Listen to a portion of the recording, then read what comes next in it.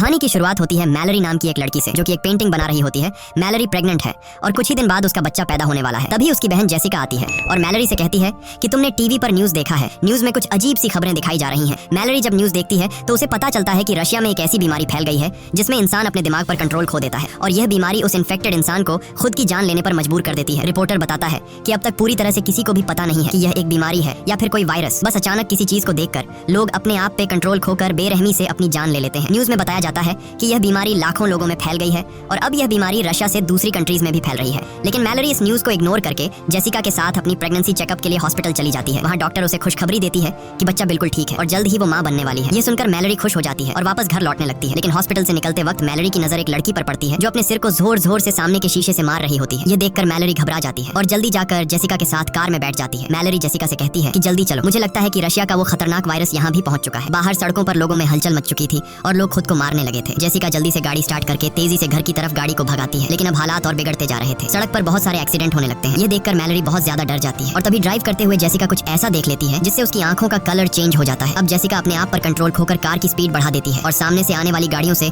खुद का एक्सीडेंट करवाने लगती है। मैलरी उसे ऐसा करने से रोकती है पर जेसिका नहीं रुकती, जैसे किसी ने उसके दिमाग पर काबू कर लिया हो। और तभी कार एक दूसरी गाड़ी से टकराकर इनका एक्सीडेंट हो जाता है। लकीली इस एक्सीडेंट में दोनों बच जाती हैं और दोनों गाड़ी से बाहर निकल आती है। लेकिन इससे पहले कि मैलरी कुछ समझ पाती तभी वो देखती है कि उसकी बहन जेसिका एक ट्रक के सामने आकर अपनी जान दे देती है। मैलरी अपनी आंखों के सामने जेसिका की इतनी भयानक मौत देखकर बहुत ज्यादा डर जाती है। लेकिन हालात कुछ ऐसे थे कि उसे अपनी बहन की डेड बॉडी के पास जाने का टाइम भी नहीं मिलता। वो देखती है कि चारों तरफ लोगों में भगदड़ मची हुई है और मैलरी भी उन्हीं लोगों में शामिल होकर आगे की तरफ दौड़ने लगती है। लेकिन पीछे से उसे कोई धक्का देकर नीचे गिरा देता है। तभी एक औरत उसकी मदद करने आती है, लेकिन इससे पहले कि वो मैलरी को उठा पाती तभी उसे भी सामने कोई चीज दिखाई देती है और वो औरत भी जेसिका की तरह एक जलती हुई कार में बैठकर अपनी जान दे देती है। इसी बीच टॉम नाम का एक बंदा आता है। वो मैलरी को उठाकर पास के घर के अंदर ले आता है। इस घर में पहले से कुछ लोग मौजूद होते हैं और ये लोग भी अचानक से ये सब देखकर बहुत ज्यादा डरे हुए होते हैं। घर के अंदर मौजूद सभी लोग एक दूसरे से पूछते हैं कि आखिर क्या हो रहा है, पर किसी को कुछ पता नहीं होता। इसलिए ये लोग टीवी ऑन करते हैं। न्यूज़ में बताया जाता है कि बाहर कुछ ऐसी चीज मौजूद है जिसे देखते ही लोग पागल हो जाते हैं और खुद को मारने पर उतर आते हैं। रिपोर्टर बताता है कि यह वायरस पूरी दुनिया में फैल चुका है, इसलिए जो कोई भी इस वायरस से इन्फेक्टेड नहीं हुआ है उसे चाहिए कि वो अपने घर की सारी खिड़की दरवाजे बंद रखे और घर से बाहर निकलने की गलती बिल्कुल न करे। ये लोग जल्दी से घर की सभी खिड़कियां बंद कर देते हैं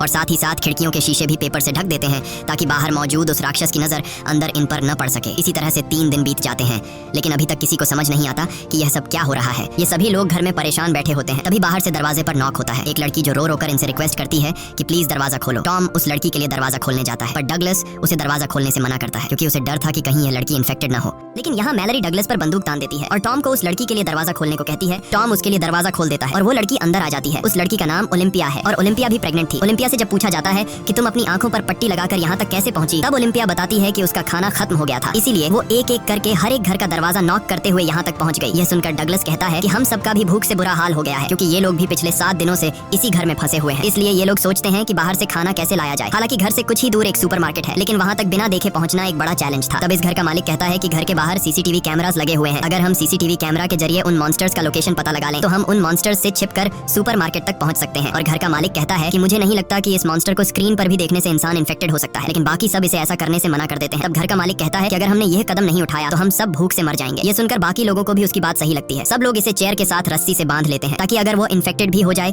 तो यह खुद को न मार सके, क्योंकि उस मॉन्स्टर को जो भी देख लेता वह खुद को मारने पर उतर आता। इसके बाद बाकी लोग इसे यहीं पर छोड़कर दूसरे रूम में चले जाते हैं और ये बंदा स्क्रीन की तरफ देखने लगता है। कुछ देर बाद स्क्रीन पर हमें एक हवा का झोंका नजर आता है और हम देखते हैं कि उसके चेहरे के एक्सप्रेशंस बदलने लगते हैं। देखते ही देखते उसकी आंखों का कलर चेंज हो जाता है। कुछ देर बाद उस रूम से तेज चिल्लाने की आवाजें आने लगती हैं। यह सुनकर बाकी लोग भी उसके पास दौड़ कर आते हैं, लेकिन उनके पहुंचने से पहले ही घर का मालिक अपना सिर सामने के टेबल पर पटक कर खुद को मार देता है। यह सब देखकर वो लोग बहुत ज्यादा डर जाते हैं और उन्हें एक बात समझ आ जाती है कि इस मॉन्स्टर को चाहे स्क्रीन पर देख लो या फिर आंखों के सामने, ये आपको मार कर ही रहेगा। उसके बाद ये लोग मॉनिटर स्क्रीन को तोड़ देते हैं ताकि गलती से भी इन लोगों की नजर उस मॉन्स्टर पर न पड़ सके। इस तरह से एक दिन और गुजर जाता है और अब उनका भूख से बुरा हाल हो चुका था, इसलिए ये लोग सुपरमार्केट तक जाने का एक दूसरा प्लान बनाते हैं। टॉम कहता है कि हम जीपीएस का यूज करके कार के जरिए उस मार्केट तक पहुंचेंगे, जिसके बाद ये लोग कार के शीशे पेंट से ढक देते हैं ताकि ये लोग न ही बाहर का नजारा देख सकें और न ही बाहर से कोई उन्हें अंदर देख सके। जिसके बाद 5 लोग जीपीएस की मदद से गाड़ी लेकर बाहर निकलते हैं और धीरे धीरे बिना आगे की सड़क नजर आए जीपीएस की मदद से आगे बढ़ते हैं। यहाँ हम देखते हैं कि पूरा शहर वीरान हो चुका है। चारों तरफ सड़क लाशों से भरी पड़ी है। कुछ दूर आगे जाने के बाद कार तेजी से वाइब्रेट करने लगती है। कार के सेंसर से पता चलता है कि कार को चारों तरफ से उन मॉन्स्टर्स ने घेर लिया है, लेकिन टॉम हार नहीं मानता और गाड़ी को आगे बढ़ाता है और जैसे तैसे करके ये लोग स्टोर तक पहुंच जाते हैं, जहाँ पर ये लोग अपनी आंखों पर पट्टी बांधकर कार से उतरते हैं और स्टोर के अंदर पहुंच जाते हैं। अंदर आकर ये लोग सबसे पहले खिड़की दरवाजे बंद करते हैं और फिर ये लोग अपनी आंखों से पट्टियां उतार देते हैं। स्टोर में खाने पीने और जरूरत की तमाम चीजें मौजूद थी, जिसे देखकर वे सभी बहुत खुश होते हैं और हर एक बंदा जितना हो सके उतना राशन इकट्ठा कर लेता है। यहाँ हम मैलरी और टॉम को देखते हैं जो एक दूसरे से बातें कर रहे होते हैं। टॉम एक अच्छा इंसान इंसान था और टॉम ने मैलरी की जान भी बचाई थी। उनकी बातों से हमें पता चलता है कि ये एक दूसरे को पसंद करने लगे हैं। इसके बाद ये दोनों भी खुद के लिए जरूरत की चीजें ढूंढने लगते हैं। मैलरी को एक पिंजरे में 3 बर्ड्स मिलते हैं जिन्हें वह अपने साथ रख लेती है और तभी स्टोर का दरवाजा कोई नॉक करता है, लेकिन ये लोग डर के मारे उस आदमी के लिए दरवाजा नहीं खोलते। तब वह आदमी रो रो कर रिक्वेस्ट करता है कि प्लीज दरवाजा खोल दो। अब इन लोगों को उस आदमी पर तरस भी आता है और उन्हें डर भी था कि कहीं यह आदमी इन्फेक्टेड ना हो, इसलिए ये लोग पहले से उस आदमी के लिए दरवाजे पर तैयार खड़े हो जाते हैं ताकि उन्हें अगर उस आदमी पर जरा सा भी शक हो कि यह इन्फेक्टेड है तो उसे मार देंगे। ये लोग जैसे ही उसके लिए दरवाजा खोलते हैं वह आदमी जबरदस्ती घुसने लगता है और कहता है कि ये मॉन्स्टर्स बहुत ही खूबसूरत हैं, तुम सभी को इसे देखना चाहिए। यह सुनकर ये लोग समझ जाते हैं कि यह आदमी भी इन्फेक्टेड है। अब उनके पास उस आदमी को बाहर निकालने का कोई रास्ता नहीं था, इसलिए चार्ली सबको बचाने के लिए उस आदमी को जोर से धक्का देकर बाहर धकेल देता है और खुद भी उसके साथ बाहर चला जाता है। बाहर वह बंदा चार्ली को बुरी तरह से मार देता है और चार्ली ने अपने साथियों की जान बचाने के लिए अपनी जान दे दी। यहाँ मैलरी नोट करती है कि जब वो मॉन्स्टर्स करीब हों तो बर्ड्स शोर करने लगते हैं और अब ये बर्ड्स उनके लिए एक बड़ा सहारा बनेंगे। उसके बाद बाकी बचे 4 लोग राशन लेकर वापस लौट आते हैं और उन सबको चार्ली की मौत का बहुत दुख था। अब रात हो जाती है और हम देखते हैं कि सभी लोग अपने अपने रूम में चले गए हैं और तभी बाहर दरवाजे पर कोई नॉक करता है। ओलिम्पिया को जब पता चलता है कि बाहर दरवाजे पर कोई है तो वो बिना सोचे समझे उस आदमी को घर के अंदर ले आती है, लेकिन तभी मैलरी उसे देख लेती है और उसे गन से शूट करने की धमकी देती है। यहाँ पर घर के बाकी लोग भी कमरों से बाहर निकल आते हैं और एक अनजान आदमी को देखकर ये लोग डर जाते हैं और ओलिम्पिया पर चिल्लाने लगते हैं कि तुमने इस आदमी को अंदर क्यों लाया। ओलिम्पिया कहती है कि मैं अकेले बाहर रह चुकी हूँ, मुझे पता है कि अकेले बाहर रहना कितना मुश्किल है, इसीलिए मुझे इस आदमी पर तरस आकर मैंने उसे अंदर लाया। और यहाँ ये आदमी जिसका नाम गैरी है वह बताता है कि प्लीज मुझे घर से बाहर मत निकालो। वो कहता है कि मेरे घर में कुछ साइको लोग घुस आए थे जिन्होंने मेरे दोस्तों की आंखें जबरदस्ती खोल दी और उन्हें उस शैतान को दिखा दिया जिसे देखते ही मेरे सारे दोस्तों ने सुसाइड कर लिया, पर मैं किसी तरह बचकर भागते भागते यहाँ तक पहुँच गया। यहाँ हमें पता चलता है कि जो कोई भी उस शैतान को देख लेता है तो वो शैतान उस इंसान को कुछ ऐसा दिखाता है जिससे वो बहुत ज्यादा डर जाता है। यानी यह शैतान उस इंसान को उसकी जिंदगी का सबसे बड़ा दुख या फिर नुकसान दिखाता है। ये दुख इतना गहरा होता है कि वो सह नहीं पाता और अचानक बहुत ही ज्यादा डिप्रेशन में जाकर वो इंसान खुद को मार देता है। यहाँ गैरी कुछ और बातें भी बताता है। वो कहता है कि उन साइको लोगों की आंखों पर पट्टी नहीं थी बल्कि वो उस शैतान को देखकर खुश हो रहे थे। गैरी की यह बातें सुनकर हमें पता चलता है कि वो शैतान उस इंसान को नहीं मार पाता जो अपनी जिंदगी में पहले से बहुत ज्यादा दुखी होता है, क्योंकि वो पहले से ही अंदर से टूटा हुआ होता है। इसलिए वो इंसान जो पहले से अपनी जिंदगी डिप्रेशन में गुजार रहा हो उस पर शैतान की इस चाल का ज्यादा असर नहीं होता, बल्कि शैतान उसे अपना गुलाम बना लेता है ताकि इंसान के रूप में रहते हुए ये लोग और इंसानों का शिकार कर सकें। अब क्या गैरी भी उस शैतान का एक पपेट है या फिर इन्हीं की तरह एक आम इंसान, ये तो हमें आगे पता चलेगा। यहाँ सब लोग गैरी को घर में रहने की इजाजत दे देते हैं, लेकिन डगलस को गैरी पर बिल्कुल भरोसा नहीं होता और वो गुस्से में गन लेकर उसे बाहर निकलने की धमकी देता है। पर तभी पीछे से शर्ला आकर डगलस को सर पर किसी चीज से मारकर बेहोश कर देती है और सब मिलकर डगलस को दूसरे कमरे में बंद कर देते हैं और गैरी सबका शुक्रिया अदा करता है। उसके बाद अगले दिन अचानक मैलरी और ओलिम्पिया दोनों को एक साथ लेबर पेन्स शुरू हो जाते हैं। टॉम और शर्ला उनकी मदद करते हुए दोनों को ऊपर के कमरे में ले जाते हैं, लेकिन गैरी नीचे ही रहता है और उसकी हरकतें भी कुछ अजीब सी होने लगती हैं। वो शैतान की ढेर सारी तस्वीरें निकालकर टेबल पर रख देता है और उसकी आंखें देखकर हमें पता चलता है कि गैरी भी शैतान के कंट्रोल में है। इसी बीच मैलरी और ओलिम्पिया अपने बच्चों को जन्म देती हैं। ओलिम्पिया को एक बेटी होती है और मैलरी को एक बेटा, लेकिन नीचे पिंजरे में बंद पंछी शोर करने लगते हैं जिसे गैरी तंग होकर पिंजरे को उठाकर फ्रिज में बंद कर देता है और खिड़कियों पर लगे पेपर्स को उतार देता है। तभी डगलस उसकी हरकतें देखकर समझ जाता है कि वो भी शैतान का एक पपेट है जो शैतान को देखकर मरते नहीं बल्कि शैतान के कहने पर दूसरों की जान लेते हैं। डगलस चिल्लाकर बोलता है कि मैंने कहा था कि इस बंदे को घर से निकाल दो। डगलस की आवाज सुनकर टॉम नीचे आता है, लेकिन तभी गैरी पीछे से आकर टॉम के सिर पर वार करके उसे बेहोश कर देता है। इसके बाद गैरी डगलस से भी छुटकारा पाने के लिए उसकी तरफ बढ़ता है, लेकिन तभी उसके कानों में बच्चों की आवाजें आती हैं। इसलिए वो डगलस को छोड़कर ऊपर ओलिम्पिया और मैलरी के कमरे में जाता है, जहाँ वो खिड़कियों पर लगे सभी पेपर्स को हटा देता है और जैसे ही ओलिम्पिया बाहर देखती है वो शैतान के वश में आ जाती है। अब मैलरी को समझ आ जाता है कि ओलिम्पिया अब किसी तरह से खुद को मार कर ही रहेगी, इसलिए वो ओलिम्पिया से उसकी बेटी छीन लेती है और तभी ओलिम्पिया खिड़की से कूदकर अपनी जान दे देती है। उसके बाद गैरी शर्ला को पकड़कर जबरदस्ती उसकी आंखें खोल देता है और वो भी इन्फेक्टेड होकर खुद को खत्म कर लेती है। अब गैरी मैलरी की तरफ बढ़ता है, पर उसने चादर से अपने साथ दोनों बच्चों को छिपा रखा होता है, इसलिए अभी तक वो ठीक रहती है। पर गैरी उसे चादर छीन कर बाहर देखने के लिए उकसाने लगता है, लेकिन तभी वहाँ डगलस बंदूक लेकर पहुंचता है और अपनी आंखें बंद करके गैरी को शूट करने की कोशिश करता है। पर गैरी को पता होता है कि डगलस को नजर नहीं आ रहा, इसलिए वो मौके का फायदा उठाते हुए दौड़कर डगलस को अपने साथ ऊपर के फ्लोर से नीचे ग्राउंड फ्लोर पर गिरा देता है। गैरी डगलस को सीजर से मार देता है, ये कहते हुए कि तुम उस शैतान की खूबसूरती को नहीं देख पाओगे। इसी बीच टॉम को होश आता है और किसी तरह शॉटगन उठाकर गैरी को मारकर खत्म कर देता है। उसके बाद टॉम ऊपर जाकर मैलरी और बच्चों को शांत करता है। अब सिर्फ टॉम, मैलरी और 2 बच्चे जिंदा बचे थे। इसके बाद 5 साल के बाद का सीन दिखाया जाता है, जहाँ मैलरी और टॉम अब रिलेशनशिप में हैं और बच्चे भी बड़े हो चुके हैं, लेकिन खतरा अभी तक टला नहीं। बाहर अभी भी शैतान के कंट्रोल में लोग घूम रहे थे और वो नॉर्मल इंसानों को पकड़कर मार डालते थे। ये लोग पिछले 5 सालों से इसी तरह से चुपचाप जिंदगी गुजार रहे हैं। मैलरी ने बच्चों को इस मुश्किल स्थिति में सर्वाइव करने के सभी तरीके सिखा दिए थे। यहाँ आप लोगों को भी पता चल चुका होगा कि जो लड़का है वो मैलरी का अपना बेटा है, लेकिन ये लड़की मैलरी की बेटी नहीं बल्कि ये लड़की ओलिम्पिया की बेटी है, जो मरने से पहले ओलिम्पिया ने मैलरी के हवाले कर दी थी। एक दिन रेडियो से आवाज आती है जिसमें रिक नाम का एक आदमी बताता है कि हम जहाँ पर हैं ये जगह पूरी तरह से सेफ है। यहाँ पर हमारी एक कॉलोनी है, इस कॉलोनी में खाने पीने और जरूरत की तमाम फैसिलिटीज मौजूद हैं। वो आदमी बताता है कि अगर तुम लोग यहाँ आना चाहते हो तो नदी के बहाव के साथ आओ। जब नदी का बहाव सबसे तेज होगा तो वहीं पास के जंगल के बीच हमारी कॉलोनी मिल जाएगी। वहाँ बहुत सारे बर्ड्स हैं जिनकी आवाज सुनकर तुम हमें ढूंढ सकते हो। और हाँ, नदी के बहाव के साथ यहाँ आने में तुम्हें 2 दिन लगेंगे। टॉम उस आदमी आदमी पर भरोसा करके वहाँ जाना चाहता था, पर मैलरी वहाँ जाने से मना करती है। वो कहती है शायद ऐसा भी हो सकता है कि वो इंसान इन्फेक्टेड हो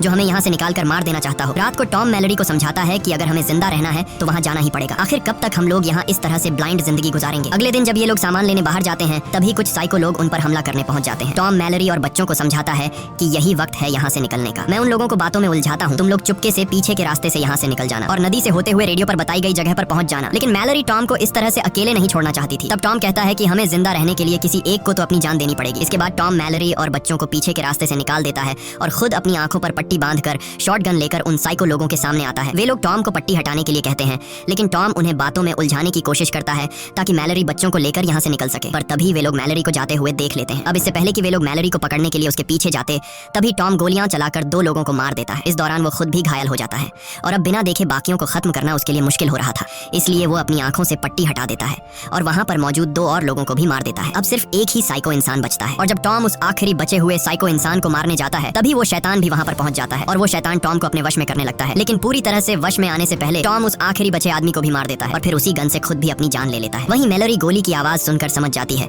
कि टॉम अब मर चुका है। वो बहुत ज्यादा रोती है क्योंकि इस मुश्किल वक्त में टॉम ही उसका सहारा था। जिसके बाद वो रेडियो पर बताए हुए ठिकाने पर जाने की तैयारी करने लगती है। वो बच्चों को समझाती है कि यह सफर बहुत मुश्किल होगा लेकिन हमें जिंदा रहने के लिए वहाँ पर जाना ही होगा। और एक बात ध्यान से सुनो, चाहे जो भी हो जाए तुम दोनों को अपनी आंखों से पट्टी नहीं उतारनी है वरना तुम दोनों मारे जाओगे। इसके बाद मैलरी खुद के और अपने बच्चों की आंखों पर पट्टी बांधकर नदी की तरफ निकल पड़ती है और रस्सी का सहारा लेते हुए नदी तक पहुंच जाती है, जहां ये लोग एक बोट में बैठकर नदी के बहाव के साथ आगे बढ़ने लगते हैं। मैलरी अपने साथ पिंजरे में बंद उन बर्ड्स को भी रखती है। कुछ घंटों के सफर के बाद मैलरी रेडियो के जरिए उस कॉलोनी में रहने वाले लोगों से कांटेक्ट करती है जहां वो जा रही है। लेकिन तभी पिंजरे में बंद परिंदे शोर करने लगते हैं और उसी वक्त एक डरावनी आवाज मैलरी को बार बार पुकारने लगती है, पर वो सब कुछ इग्नोर करके आगे बढ़ना जारी रखती है। कुछ ही दूर जाने के बाद वो आवाज उसके और करीब होने लगती है। अब हम देखते हैं कि एक आदमी मैलरी के काफी करीब आकर उससे कहता है कि तुम अपनी आंखों से पट्टी निकाल दो, तुम यहाँ पर सेफ हो और मेरे पास खाना भी है। लेकिन मैलरी बच्चों को चादर से छिपाकर गन से चारों तरफ शूट करने लगती है, जिससे वो आदमी समझ जाता है कि मैलरी अपनी आंखों से पट्टी नहीं हटाएगी। इसलिए वो आदमी बोट के पास आकर मैलरी पर हमला कर देता है और जबरदस्ती मैलरी की आंखों से पट्टी हटाने की कोशिश करता है। और यह आदमी भी गैरी की तरह मैलरी से कहता है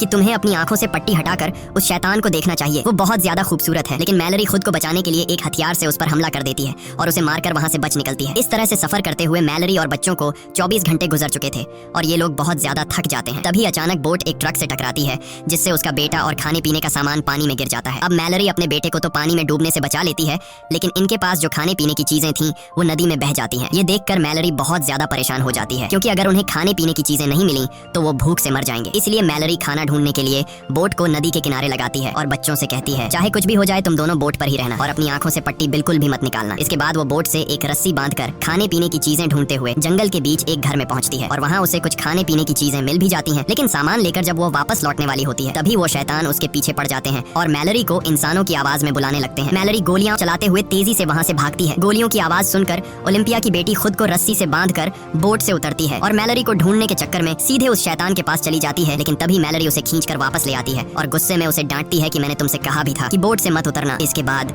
ये तीनों फिर से अपना सफर जारी रखते हैं और अब मैलरी और बच्चे 42 घंटे से लगातार सफर पर हैं। मैलरी बच्चों को समझाती है कि अब नदी में एक ढलान आने वाला है जिससे पानी का बहाव बहुत तेज हो जाएगा, इसलिए बोट को मजबूती से पकड़ कर रखना। थोड़ी ही दूर आगे जाने के बाद नदी का बहाव तेज होने लगता है। ये लोग मजबूती से बोट को कसकर पकड़ लेते हैं, लेकिन यह रास्ता बहुत ही ज्यादा खतरनाक था। तभी अचानक उनकी बोट पलट जाती है और तीनों पानी में गिर जाते हैं और ये तीनों पानी में बहते रहते हैं। अब मैलरी अपने बेटे को तो पानी में पकड़ लेती है, लेकिन ओलिम्पिया की बेटी को जमीन मिल जाती है और वो मैलरी को पुकारने लगती है। लड़की की आवाज सुनकर मैलरी उसे भी ढूंढ लेती है। इस तरह से उन्होंने अपने सफर का सबसे मुश्किल रास्ता तय कर लिया था और अब उनकी मंजिल काफी करीब थी। ये लोग जंगल में आगे बढ़ते हैं और तभी उन्हें परिंदों की आवाज भी सुनाई देती है जिस तरह से उन्हें रेडियो में कहा गया था। ये लोग परिंदों की आवाज का पीछा करते हुए उसी डायरेक्शन में जाते हैं, लेकिन तभी वो शैतान भी वहाँ पहुंच जाता है और उनका पीछा करने लगता है। वो शैतान उन्हें अपनी आंखों से पट्टी हटाने के लिए बहकाने की कोशिश करता है, लेकिन मैलरी बच्चों से कहती है कि आवाज पर ध्यान मत दो और आगे बढ़ते रहो। आगे बढ़ते दौरान अचानक मैलरी नीचे गड्ढे में गिर जाती है और बेहोश हो जाती है। बच्चे भी परेशान हो जाते हैं कि मैलरी कहाँ गई। वे लोग मैलरी को यहाँ वहाँ ढूंढने लगते हैं और मौके का फायदा उठाते हुए वो शैतान मैलरी की आवाज में बच्चों से पट्टी उतारने को कहता है। ना समझ बच्चे शैतान को मैलरी समझकर